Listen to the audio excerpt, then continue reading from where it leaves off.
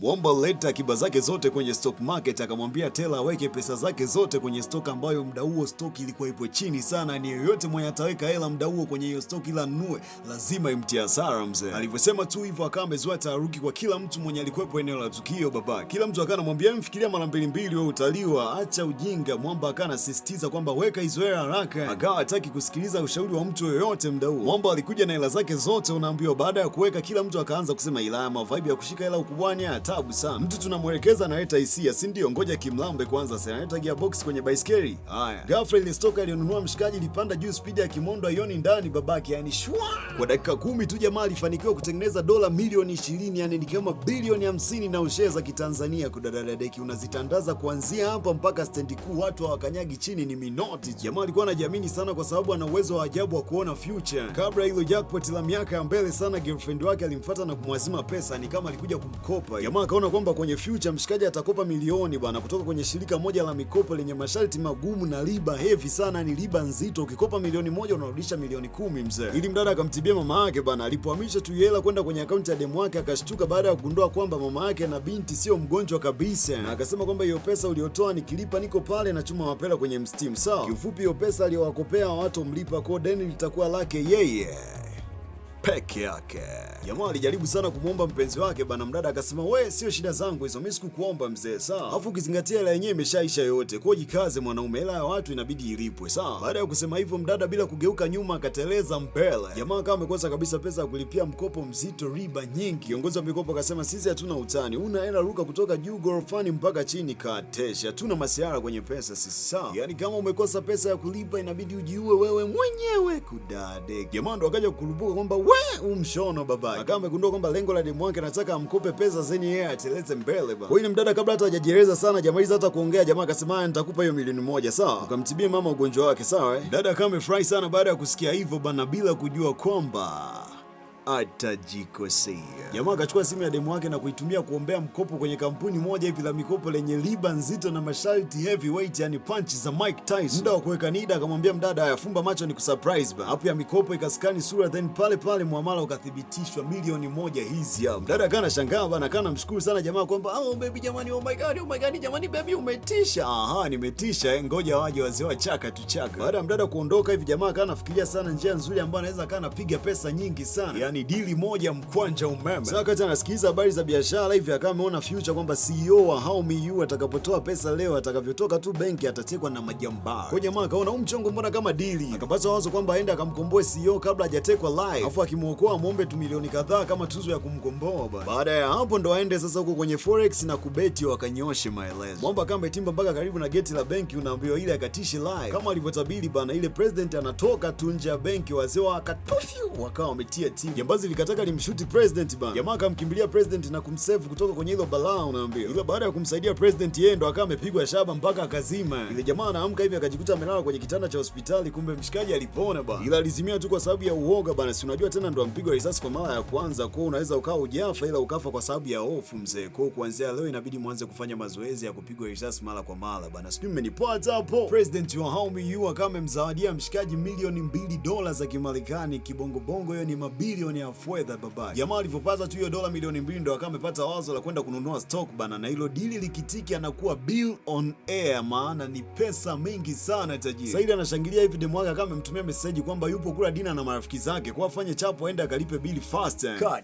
Jamaa akasema hivi yupo serious kweli jamaa kutaka kwenda bana, ila akaamua tu aende akamharibie siku dadade. Ile jamaa ameenda restaurant, muda huo demu wake hajui chochote kuhusiana na ile swala la mkopo. Kumbuka akawa anawaambia marafiki zake kwamba yeye amenipa milioni 1 ya matumizi, yani brags show off nyingi sana. Marafiki zake wakawa wanashangaa bana kwamba wewe milioni 1 ya matumizi katesh, hiyo ni balaa bana, mimi napewaga 3000 tu. Muda huo jamaa ndo akawa anaingia hapo ndani kabla demu wake hajaongea chochote kila, akaanza kumlalamikia kwamba yani wewe mama yako anakufa hospitali, anaumwa, kudadiki zako unakula dina na marafiki zako kweli? Hauna haya sio? Unaniudhi. Marafiki zake wakawa wanashangaa sana baada ya kusikia hilo swala, yani wakawa wanauliza kwamba oya shido nino tena. Sasa ili asipate aibu akawa anasema oye mamake nani mwenye anaumwa afu habari za kipuzi unazoleta hizo ukiendelea kuropoka tunaachana sasa hivi. Jamaa akasema kama mama sio mgonjwa basi naomba unirudishie ile milioni yangu niliyokukopea sawa. Yani kudadiki zako ni kome kati kasheshe. Yaani hela umenipa wewe mwenyewe afu sasa hivi unaniomba nikurudishie, unawazimu nini black hell. Mwamba ndo akazijua rangi zote za demu wake siku hiyo kwamba ana blue mwekundu wenye uwavu hata wa kijani kwa mbali. Jamaa akasema huo mkopo niliokupa nimekopa kwenye kampuni moja la mikopo ambalo ukilaza rejesho siku moja tu aiza uhame uraia au jitie kitanzi ufe mwenyewe, maana wakikukuta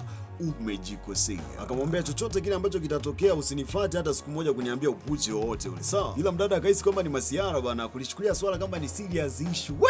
Utapenda. President wa kampuni la How.me linalokuunganisha wewe na mafundi wote hapa Tanzania kwenye fani yoyote, mafundi walionyooka kwa kurequest fundi unayemtaka kwenye WhatsApp, akawa amesikia habari za stock market bana, akataka akutane na huyo fundi mtaalamu wa masuala ya kifedha aliyepiga hilo jackpot la mwaka wa mbele, muda ambao soko lilikuwa chini kabisa. Secretary alipopata taarifa za mshikaji akawa amempa president ili awasiliane naye moja kwa moja. President akawa amempigia yeye mwenyewe afu akawa amemwalika wakutane sehemu moja hivi ambao wanakutanaga watu wazito wenye pesa nyingi na akili timamu za kutosha. Jamaa akaona ngoja akamrudishie zile milioni 2 alizompa kwa sababu zimeshazalisha hela nyingine kibao. Ile amefika tu hapo ndani akawa amekutana na demu wake akiwa yupo na jamaa mmoja wa kishua sana. Demu wake akiwa na rafiki mwenye pesa kuliko wewe, jua tu kwamba jua linaweza likazama saa 2 asubuhi.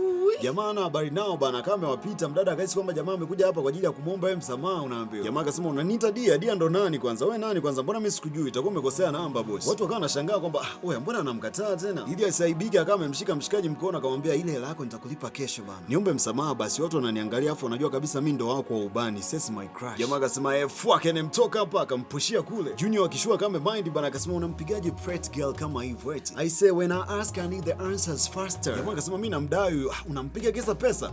Sema unamdai shilingi ngapi nimlipie chap? Sema bana, akawa anafungua wallet pa. Jamaa akasema nilimkopa milioni, nipe hela yangu chap. Junior akasema milioni? Kate. Ile ameganda hivi. Jamaa akasema wakishua gani unashindwa kulipia kama milioni tu eti? Junior akazuga bana kwamba una bahati kadi yenye hela nimeacha nyumbani, ningekupa milioni 7 na ya usumbufu mimi. Mwamba akasema kumbe umeshaelewa, akawa anaondoka bana. Dada akasema subiri kwanza wewe.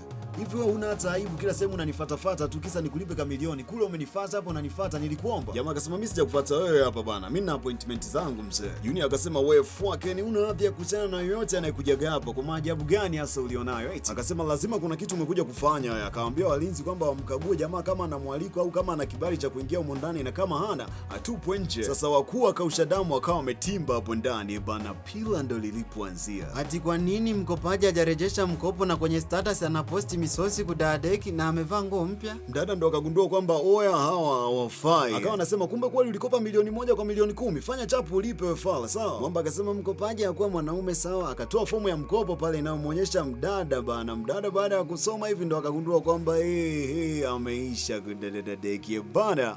Noma sana. Kwa nini asingeenda kukopa Pina Ng'ombe? Mkopo nafuu, hauna masharti na unalipia taratibu. Pia unapata ushauri wa biashara, uendeshaji na usimamizi wa mtaji bure, na akikusimamia ombeni mabena, bosi ya mboka lazima utoboe babake bana. Ndio, this is Damia OG from Yega Media.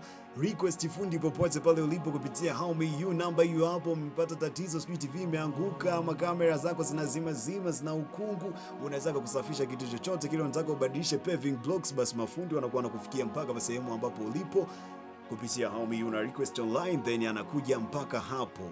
Fundi amenyooka, utaziona kazi zake kabla hujakubaliana naye, bei nafuu na kazi ziko standard, yani kiufupi ni international. Thank you so much. Subscribe, turn on the notification bell. Ciao.